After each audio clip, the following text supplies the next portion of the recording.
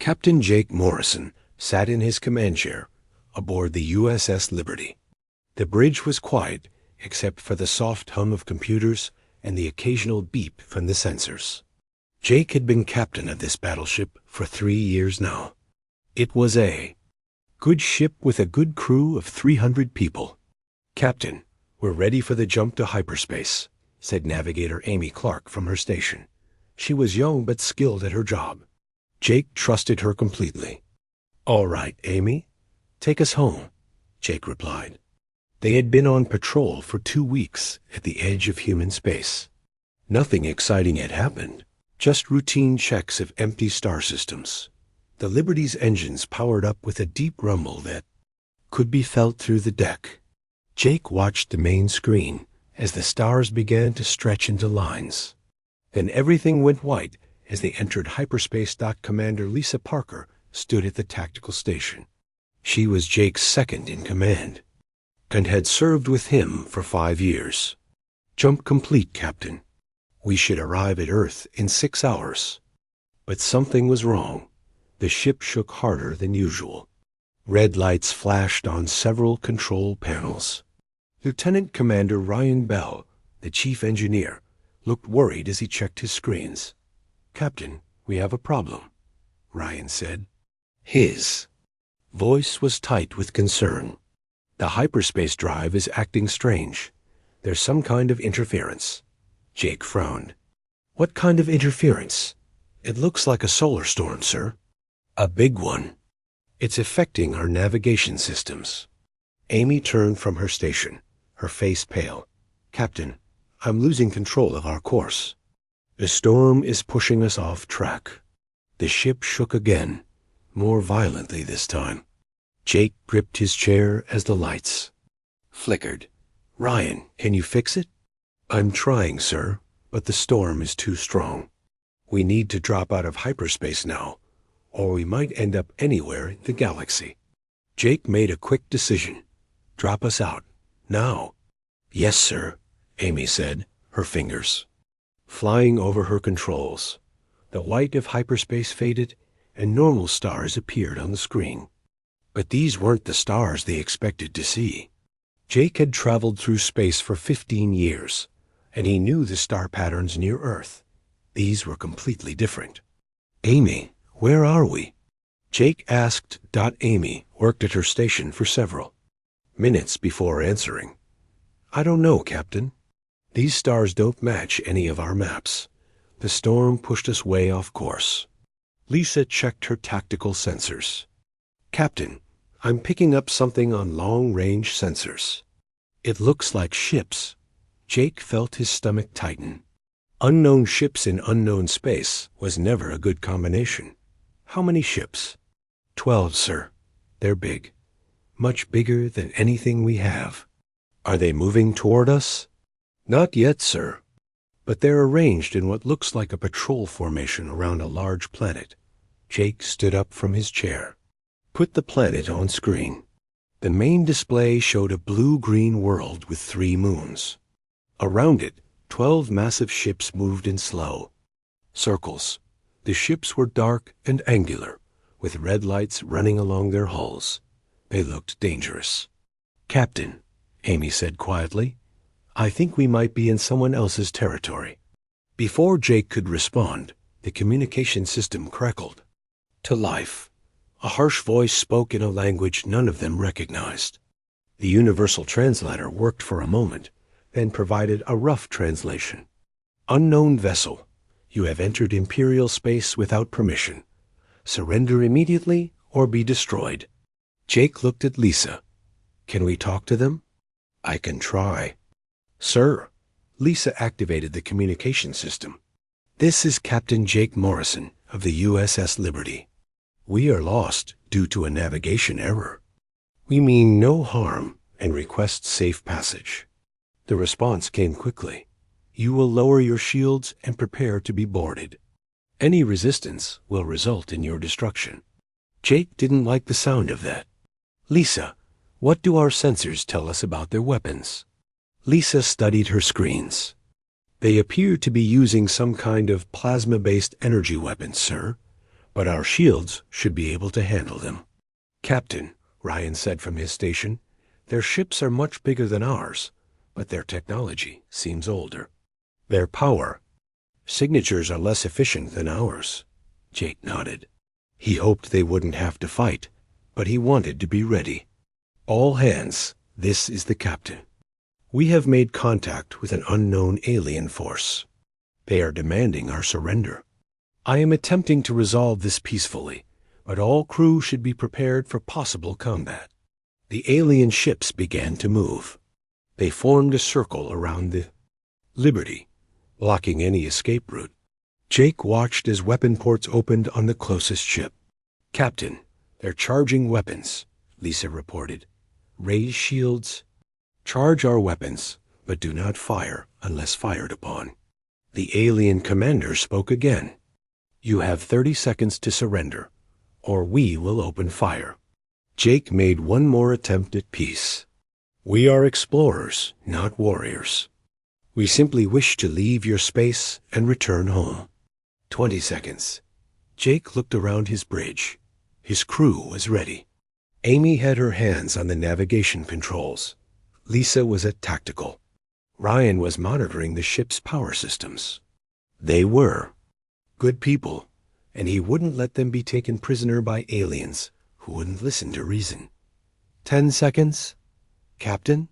Lisa asked, her finger hovering over the weapons controls. Hold steady, Jake said calmly. The alien ships opened fire. Bright purple beams lanced through space toward the Liberty. Jake felt the ship shake as the energy weapons hit their shields. Shields holding at 90%, Ryan reported. Their weapons aren't as powerful as they look. Jake was surprised. The alien ships were huge, but their weapons barely scratched the Liberty's shields. Lisa, target their weapon systems. Fire. The Liberty's railguns spoke with deadly precision. Unlike the flashy energy weapons of the aliens, the human weapons were simple kinetic projectiles fired at incredible speed. They struck the nearest alien ship and punched, clean through its hull dot. The alien ship exploded in a ball of fire and debris. The other 11 ships stopped firing, as if they couldn't believe what they had just seen. Jake could imagine their confusion. Their massive warship had just been destroyed by a single shot from a much smaller vessel. This is your final warning, Jake said over the communication system. We do not wish to fight, but we will defend ourselves. Stand down and let us pass. 3 more alien ships opened fire, as if they couldn't accept that their weapons were useless. Lisa responded with 3 more railgun shots. 3 more explosions lit up the darkness of space. The remaining 8 ships began to retreat, moving back toward their planet. Jake watched them go, feeling no satisfaction in the victory. He had hoped for peaceful contact with a new species, but instead had been forced to destroy 4 of their ships. Captain, Amy said, I'm receiving a transmission from the planet. It's not directed at us, but our computers are translating it. What does it say? It appears to be a distress call, sir. They're reporting that they've been attacked by an unknown alien warship with impossible weapons. Jake sighed. He knew this was just the beginning. Word would spread about the human ship that had destroyed Imperial vessels. Soon, more ships would come looking for them. Set course for open space, Amy. We need to find a way home. As the Liberty moved away from the alien planet, Jake wondered what he had gotten his crew into. They were alone in hostile territory, with no way to communicate with Earth. But they were alive, and they had proven that human technology could stand against whatever this empire could throw at them. He just hoped it would be enough for what was coming next. Admiral Vexstar stood on the bridge of his flagship, the Dominator, watching the alien vessel disappear into the darkness of space. His scales were pale with shock. In his 40 years of service to the Empire, he had never seen anything like what had just happened. 4 Imperial warships destroyed in seconds. 4 of the most powerful vessels in the galaxy. reduced to burning wreckage by a single alien ship that was barely a quarter their size. It was impossible, yet he had seen it with his own eyes. "Admiral," his communication officer said, "High Command is requesting an immediate report." Vextar closed his eyes. He would have to explain to his superiors how he had lost 4 ships to one alien vessel. They would think he was lying or that he had gone mad. "Connect me to the Imperial Palace." The screen flickered, and the face of General Crixon appeared. The general was old, even by Imperial standards, with deep scars across. His face from battles fought decades ago. His yellow eyes were sharp and intelligent. "Admiral Vestar," the general said, "we received your distress signal. What is the meaning of this report about an alien attack?" Vextar took a deep breath. "General, a single alien warship entered our space near Kepler Prime. When we attempted to capture it, a vessel opened fire with weapons we have never seen before. They used projectile weapons that cut through our shields and armor like they were made of paper." General Crixon's expression didn't change. "Admiral, are you telling me that one alien ship destroyed 4 Imperial warships?" "Yes, sir." "I know how it sounds, but I have sensor recordings of the entire battle. Their weapons are unlike anything in our databases. They fire solid projectiles at incredible speed. Our shields were completely useless against them." The general was quiet for a long moment. "Send me all sensor data immediately. And Admiral, this information is classified at the highest level. No word of this battle leaves your ship." "Understood." "Sir." The connection ended, and Vextar slumped in his chair. He knew his career was probably over. No one lost 4 ships to a single enemy vessel and kept their rank. But he had followed procedure. He had tried to capture the alien ship peacefully first. Meanwhile, on the Imperial capital world of Dominion, General Crixon studied the sensor data from the battle. The recordings showed exactly what Admiral Vextar had described. The alien ship's weapons were primitive in design, but devastatingly effective. They seemed to rely on pure kinetic energy rather than the plasma technology the Empire used. General, Crixon had fought against many different species during the Empire's expansion. He had seen their weapons, studied their tactics, and defeated them all. But this was different. This alien ship had technology that was completely unknown to Imperial science. He activated his communication system and connected to the Imperial Palace. Within minutes, he was speaking directly to Emperor Zolthek, the ruler of the greatest empire the galaxy had ever known. Emperor Zolthek was ancient, even by the standards of his long-lived species.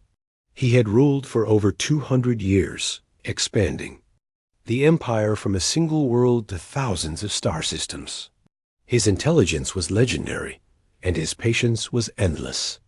Nothing surprised him anymore. "General Crixon," the Emperor said, "I have read your report about this incident at Kepler Prime. You believe this represents a genuine threat to the Empire?" "Yes, Your Majesty. The alien ship's weapons are far more advanced than anything we have encountered. If they have more ships with similar capabilities, they could pose a serious danger to our forces." The Emperor was quiet for a moment. "How many ships does our intelligence suggest they have?" "Unknown, Your Majesty. The vessel appeared to be lost based on their communications. They claimed to be explorers who had entered our space by accident." "Explorers," the Emperor repeated, "with weapons that can destroy our warships in single shots. Tell me, General, what do you recommend?" General Crixon had been thinking about this question since he first saw the sensor data. "I recommend immediate intelligence gathering, Your Majesty. We need to know where these aliens come from, how many ships they have, and what their intentions are. Until we have that information, we should avoid direct confrontation." The Emperor nodded slowly. "Very well. Deploy long-range reconnaissance ships to track this vessel. I want to know everything about these aliens. And General, increase security throughout the Empire. If word of this defeat spreads, it could encourage rebellion in the outer systems. It will be done, Your Majesty. But keeping such news secret was harder than anyone expected. The families of the crew members who had died on the 4 destroyed ships began asking questions. Port workers who had seen the damaged Imperial ships return to base started talking. Within days, rumors were spreading through the lower levels of Imperial society. The rumors grew with each telling. Some said the aliens had ships the size of moons. Others claimed they could destroy planets with a single shot. The truth was bad. Enough.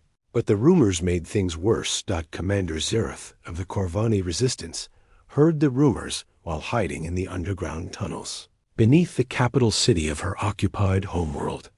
The Corvani had been fighting the Empire for 50 years, ever since their world had been conquered and their people enslaved. Is it true? Asked one of her fighters, a young Corvani named Tekvin. Have the Imperials really been defeated? Zareth was careful with her words.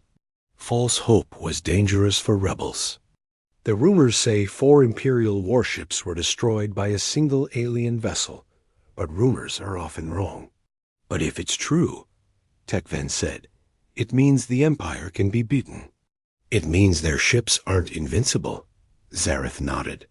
She had been thinking the same thing. For decades, the Empire had seemed unstoppable. Their technology was superior, their numbers were overwhelming, and their ruthlessness was legendary. But if one alien ship could destroy 4 Imperial warships, maybe the Empire wasn't as strong as everyone believed. Similar conversations were happening throughout the Empire. On the mining world of Altair 7, the human slaves who worked in the crystal mines whispered about aliens who could defeat the Empire. On the agricultural world of Centauri Prime, the farmers who had been forced to grow food for Imperial troops began to hope for liberation. The Empire had ruled through fear for centuries. The idea that their military could be defeated was spreading like wildfire, and Emperor Zolthik knew it was only a matter of time before that fear turned into open rebellion. Back on the Liberty, Captain Jake Morrison was dealing with problems of his own. The ship's long-range sensors had detected several vessels following them at a distance. The aliens were clearly tracking them, probably trying to gather information about human capabilities. Captain, Lisa said, I count at least 6 ships maintaining surveillance. They're staying just at the edge of our sensor range. Jake nodded. He had expected this. The aliens would want to know more about the ship that had destroyed their vessels. Are they interfering with our operations? No, sir. They're just watching. Lieutenant Commander Ryan Bell had been working around the clock to repair the damage from their encounter with the solar storm. The hyperspace drive was still unreliable, and their navigation systems were operating at only 60% efficiency. Captain, Ryan said, I've managed to get the hyperspace drive partially working, but I can't guarantee where we'll end up if we jump. The storm damaged our navigation computer pretty badly. Jake considered their options. They were trapped in hostile space, with no way to contact Earth. The aliens were watching their every move. And somewhere in this vast empire, military leaders were probably planning their next move. Amy, Jake said, can you plot a course away from populated systems? I want to give Ryan time to work on the drive without putting civilians at risk. Amy nodded and began working at her station. She had been studying the star charts they had captured from the alien ships during the battle. The Empire was vast, covering thousands of star systems. But there were empty regions between the settled worlds where they might be able to hide. I have a course, Captain. There's an uninhabited system about 2 days away at normal speed. Number: planets, just asteroids and gas clouds. Take us there, Jake ordered, and maintain full alert. I don't think we've seen the last of our Imperial friends.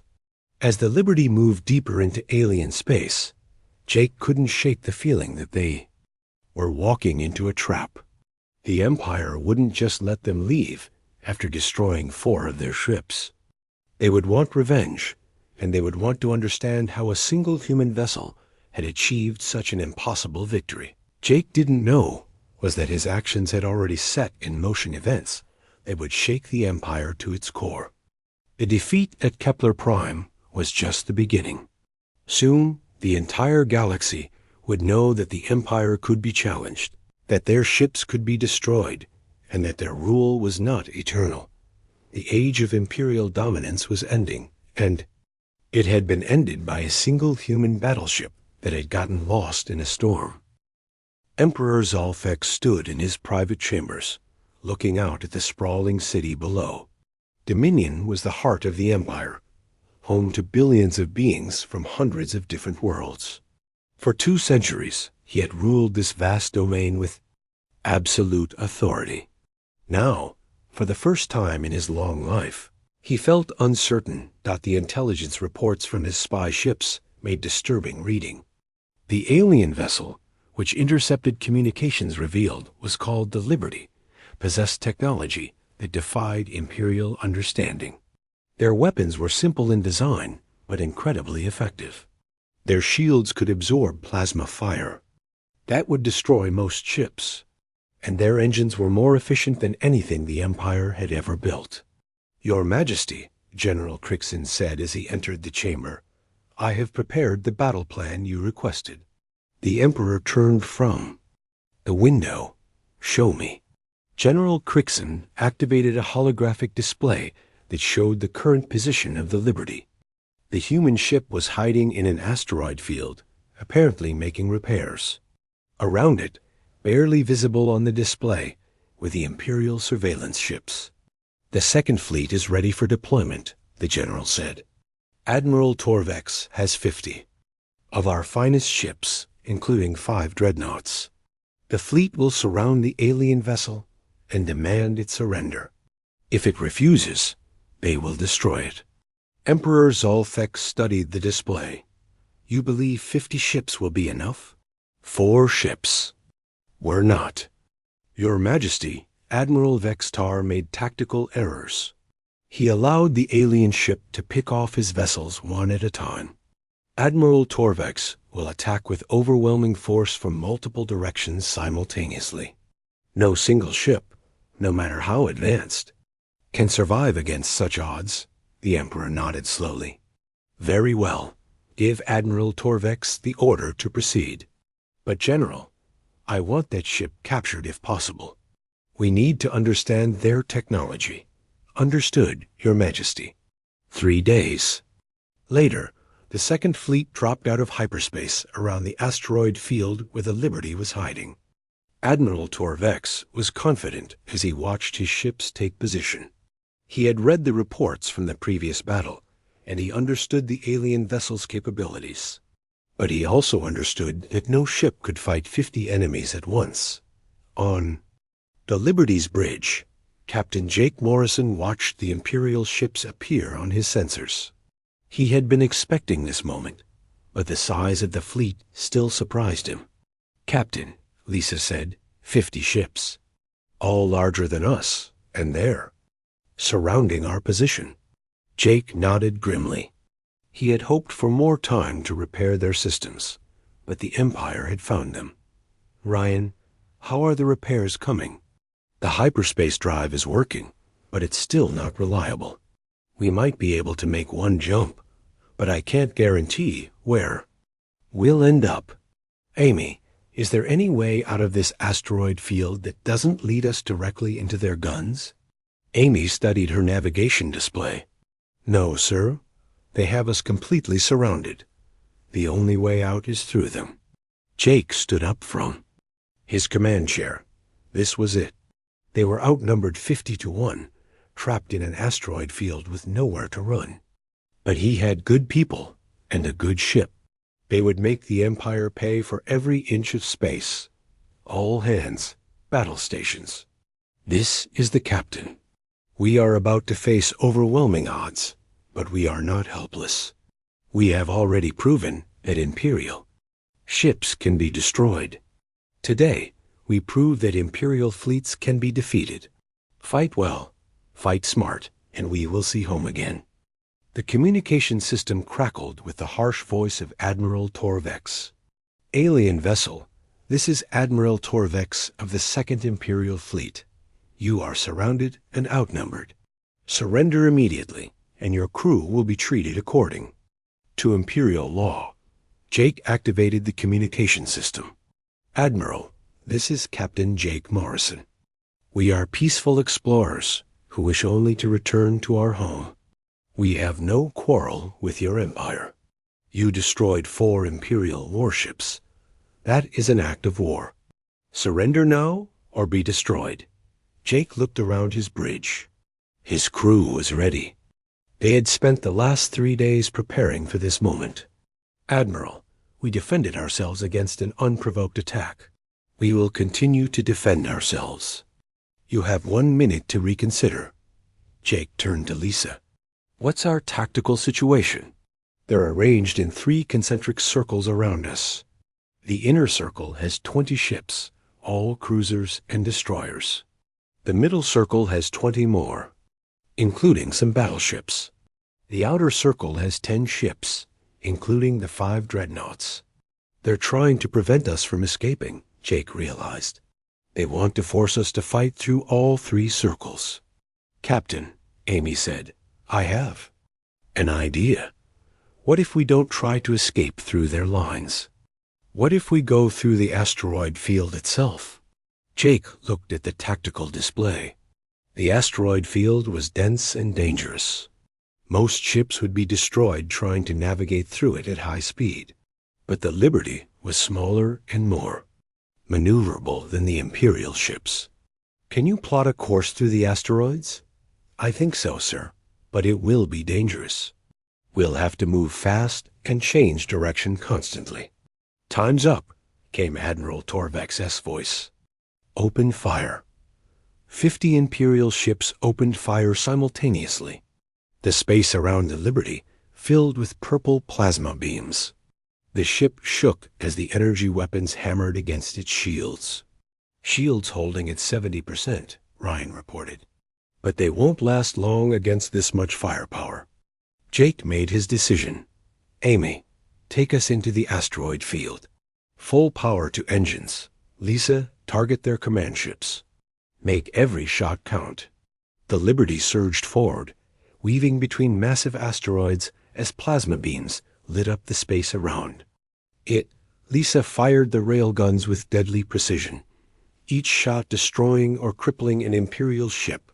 The Imperial formation began to break apart as ships tried to follow the Liberty into the asteroid field. But the larger Imperial vessels were too clumsy to navigate the tight spaces between the asteroids. Several ships collided with asteroids and exploded. "Captain," Amy said, "we're through the inner circle, but they're repositioning to cut us off."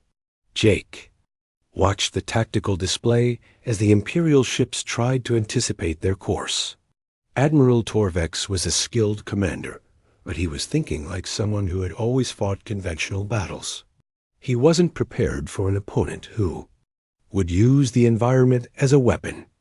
"Amy, can you take us through that cluster of asteroids directly ahead?" "It's very tight, sir." "But yes, I think we can make it." "Do it." "Lisa, as soon as we clear the cluster, I want you to target the dreadnoughts. They're the biggest threat." The Liberty shot through a gap between 2 asteroids that was barely wider than the ship itself. As they emerged, Lisa had a clear shot at the Imperial flagship. The railgun fired, and the massive dreadnought exploded in a ball of fire that lit up the entire asteroid field. Admiral Torvex was dead, and the Second Fleet was in chaos. Without their commander, the Imperial ships began making mistakes. Some fired on their own vessels in the confusion. Others tried to follow the Liberty through passages too narrow for their bulky ships. Jake pressed his advantage. The Liberty darted between asteroids, appearing suddenly to fire on Imperial ships before disappearing again. The human ship was. Like a ghost, there one moment and gone the next. "Captain," Lisa said, "I count 15 Imperial ships destroyed and at least 10 more damaged. They're starting to retreat." But Jake wasn't finished. He had learned something important about Imperial tactics. They relied on overwhelming force and rigid formations. When those tactics failed, they didn't know how to adapt. "Amy, can you get US behind their main formation?" "Yes, sir. There's a passage that leads around to their rear." "Do it. Lisa, prepare to target their engines. I want to strand them here." The Liberty appeared behind the Imperial formation, like a shark attacking. A school of fish. Lisa fired rapidly, targeting the engine sections of the larger ships. One by one, the Imperial vessels lost power and began drifting helplessly. The remaining Imperial ships finally gave up and jumped to hyperspace, leaving behind 23 destroyed vessels and 12 more that were disabled. The Second Fleet, the pride of the Imperial Navy, had been destroyed by a single human ship. On Dominion, Emperor Zolfek received the news in stunned silence. General Crixon stood before him, pale and shaken. 50 ships, the Emperor said quietly. 50 of our finest ships, destroyed by one alien vessel. "Your Majesty," General Crixon said, "Admiral Torvex followed standard tactical procedures. No one could have predicted that the aliens would use the asteroid field as a weapon." The Emperor was quiet for a long moment. "General, how many ships do we have left?" "The First Fleet has 40 ships stationed at the capital. The Third Fleet has 30 ships protecting the outer colonies. The Fourth Fleet has 20 ships on patrol duty. Beyond that, we have scattered vessels throughout the Empire. Less than 100 ships to protect an empire of 1,000 worlds." The Emperor's voice was bitter. "And now every rebel and malcontent in the galaxy knows that our ships can be destroyed." Indeed, news of the Second Fleet's destruction was spreading rapidly throughout the Empire. The Corvani resistance had launched attacks on 3 Imperial bases. The Altarian Council had declared independence. 2 other client species were in open rebellion. On the Liberty, Jake Morrison was dealing with his own problems. The battle had damaged their shields and weapon systems. They were still trapped in hostile space with no way to contact Ear. Emperor Zolfek stood in his war room, staring at the holographic display that showed the current state of his empire. Red dots marked worlds in rebellion. Yellow dots showed systems where Imperial control was weakening. Green dots indicated worlds still loyal to the Empire. There were far fewer green dots than there had been a month ago. "Your Majesty," General Crixon said, "we have lost contact with 17 systems in the Outer Rim. The Corvani resistance has taken control of their entire sector. The Altarian Council has declared independence and is providing ships to other rebel groups." The Emperor's hands shook with rage. "How many rebel ships are we facing?" "Intelligence estimates over 300 vessels, Your Majesty. Most are converted cargo ships and civilian transports, but they're being coordinated by the alien vessel Liberty. The humans seem to understand our tactical weaknesses." It was true. Captain Jake Morrison had spent the last month working with rebel leaders throughout the Empire. He had taught them how to use hit-and-run tactics, how to avoid Imperial strongholds, and how to target supply lines instead of fighting pitched battles. The rebels had learned quickly. They struck Imperial convoys, destroyed communication relays, and liberated prisoner transport ships. Each victory brought more recruits to their cause. On the bridge of the Liberty, Jake was coordinating with rebel commanders through secure communications. The ship was hidden in a nebula near the Corvani homeworld, using the gas clouds to block Imperial sensors. "Captain," Commander Zareth said over the communication system, "my forces have successfully captured the Imperial supply depot at Vega Station. We have enough weapons and supplies to equip 500 more fighters. Jake nodded. Good work, Commander. What about the Altarian fleet? Ambassador Valan of the Altarian Council appeared on another screen. Captain Morrison, we have 20 ships ready for the next phase of operations. Our people are eager to strike back at the Empire. Jake studied the tactical display. The rebels now controlled a significant portion of the Outer Rim, but the Empire still held the core worlds. Emperor Zalfek would not give up without a fight. There's something else, Commander Zareth said. Our intelligence sources report that the Empire is preparing to use their ultimate weapon, something called the Planet Killer. Jake felt his blood run cold. What do you know about this weapon? Not much. It's a massive space station that was built centuries ago, but never used. Our sources say it has the power to destroy entire worlds. Lisa looked up from her tactical station. Captain, if the Empire has a weapon like that, they could destroy every rebel world in the galaxy. Jake nodded grimly. He had hoped to avoid a direct confrontation with the Empire's most powerful forces, but it seemed that option was no longer available. Commander Zareth, I need you to find out everything you can about this Planet Killer. Location, defenses, how it works. We need to stop it before it can be used. Meanwhile, on Dominion, Emperor Zalfek was meeting with his remaining military advisors. The decision to activate the Planet Killer had not been easy. The weapon had been built by his ancestors as a deterrent, never meant to be used. But desperate times called for desperate measures. Lizarian is ready for activation, Your Majesty, reported Admiral Nexval, the new commander of the Imperial Navy. The station has been powered up, and its weapon systems are online. How long before it can fire? The Emperor asked. The main weapon requires 3 days to charge for a full planet-destroying blast. But it can fire smaller bursts with only a few hours of charging. The Emperor studied the holographic display. Begin with the Corvani homeworld. Make an example of them. Then move on to the Altarian system. Yes, Your Majesty?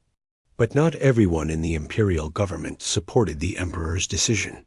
General Crixon had served the Empire faithfully for decades, but he had watched it become corrupt and cruel. The decision to destroy entire worlds filled him with disgust. Late that night, General Crixon made a decision that would change everything.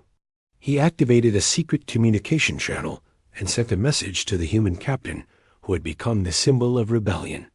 Captain Morrison, this is General Crixon of the Imperial Army. I have information about the Planet Killer that you need. To hear, Jake was surprised to receive a message from an Imperial officer. General, why are you contacting me? Because I have watched this Empire destroy too many innocent lives. The Planet Killer will be used to commit genocide on a scale never before seen. I cannot allow that to happen. What can you tell me about this weapon? Desarian is a massive space station larger than most moons. It has powerful shields and is defended by the First Fleet, but it has a weakness. The station requires 3 days to charge its main weapon. If you can disable it during that time, you can prevent the destruction of billions of lives. Jake considered this information. Why should I trust you? Because in 3 days, Desarian will fire on the Corvani homeworld. 5 billion people will die, and after that, it will target every rebel world in the galaxy. The communication ended, leaving Jake with a terrible choice. He could try to attack the most heavily defended installation in the Empire, or he could watch as entire worlds were destroyed. Captain, Lisa said, if this is true, we have to try to stop it. Jake nodded, but he knew they couldn't do it alone. Get me Commander Zareth and Ambassador Velen. We're going to need every ship we can get. Within hours, Jake was coordinating with rebel leaders throughout the galaxy. The plan was desperate and dangerous, but it was their only chance. The rebel fleet gathered in the darkness between the stars. Jake Morrison stood on the bridge of the Liberty, watching as ships arrived from every corner of the galaxy. Commander Zareth brought 30 Corvani vessels. Ambassador Valan commanded 20 Altarian ships. Dozens of other species had sent what ships they could spare. In total, they had assembled nearly 400 ships. It was the largest rebel fleet in galactic history, but Jake knew it might not be enough. The planet killer was defended by the First Fleet and had weapons that could destroy entire worlds. "Captain," Lisa said, "all ships are in position. The fleet commanders are ready for your orders." Jake activated the communication system to address the entire fleet. "This is Captain Morrison. Today we fight not just for our freedom, but for the survival of billions of innocent people. The Empire plans to use their ultimate weapon to destroy entire worlds. We cannot let that happen." The response from the fleet was immediate. Voices in dozens of languages pledged their support. These were beings who had suffered under Imperial rule for generations. They were farmers and miners, traders and workers, all united in their desire for freedom. The planet killer is located in the Dominion system, heavily defended by Imperial forces. Our mission is to disable the weapon before it can fire. This will not be easy, but we have one advantage the Empire does not expect. We fight for something greater than ourselves. Jake turned to Amy at the navigation station. "Take us to Dominion, maximum speed." The rebel fleet jumped to hyperspace, heading toward the heart of the Empire. They had less than 2 days before the planet killer would fire on the Corvani homeworld. The massive space station Zarian, Emperor Zalfek watched the weapon's charging sequence with satisfaction. The station was the size of a small moon, bristling with defensive weapons and protected by energy shields that could stop any attack. "Your Majesty," Admiral Nexval reported, "the main weapon will be ready to fire in 36 hours. The target is locked on the Corvani homeworld." "Excellent. And what of our defenses?" "The First Fleet is positioned around the station. 40 ships, including our most powerful dreadnoughts. No rebel force could penetrate our defenses." The Emperor nodded. Soon, the galaxy would remember why the Empire was to be feared. The destruction of the Corvani homeworld would be broadcast throughout Imperial space. Every rebel world would see what happened to those who opposed the Empire, but the Emperor had made a mistake. He had underestimated the determination of beings fighting for their freedom, and he had underestimated the tactical genius of Captain Jake Morrison. The rebel fleet dropped out of hyperspace at the edge of the Dominion system. Jake studied the tactical display, noting the positions of the Imperial ships. The First Fleet was arranged in a defensive formation around the planet killer, exactly as he had expected. "Captain," Lisa said, "the Imperial ships are moving to intercept us." "They're maintaining their defensive formation," Jake smiled. "Perfect. They're doing exactly what I hoped they would do." The Imperial Admiral was following standard defensive doctrine, keeping his ships close to the station they were protecting. But Jake had learned that Imperial commanders were predictable. They always did what their training told them to do. "Commander Zareth," Jake said over the communication system, "take your ships and attack the Imperial left flank. Make it look like you're trying to break through to the station." "Understood, Captain Morrison." "Ambassador Velen, attack the right flank. Draw their attention away from the center." "Yes, Captain." The rebel ships split into 3 groups and attacked from different directions. The Imperial ships responded exactly as Jake had predicted, spreading out to meet the threats from multiple directions. While the Imperial ships were distracted, Jake took the Liberty and a small group of fast ships on a different route. They used the gravity well of a nearby gas giant to slingshot around the planet, approaching the planet killer from an unexpected angle. "Captain," Amy said, "we're approaching the station's blind spot. The Imperial ships are too far away to intercept." "U.S.," Jake nodded. Ryan, are the boarding shuttles ready? Yes, sir. 20 Marines armed with our best weapons. The plan was simple but dangerous. While the rebel fleet kept the Imperial ships busy, Jake would board the planet killer and disable it from the inside. It was the only way to stop the weapon before it could fire. The Liberty fired its grappling hooks and attached itself to the station's hull. Jake led the boarding party through the airlock, moving quickly through the station's corridors. The Empire had never expected anyone to board their ultimate weapon, so security was light. But as they moved deeper into the station, they encountered Imperial guards. The fighting was fierce, but brief.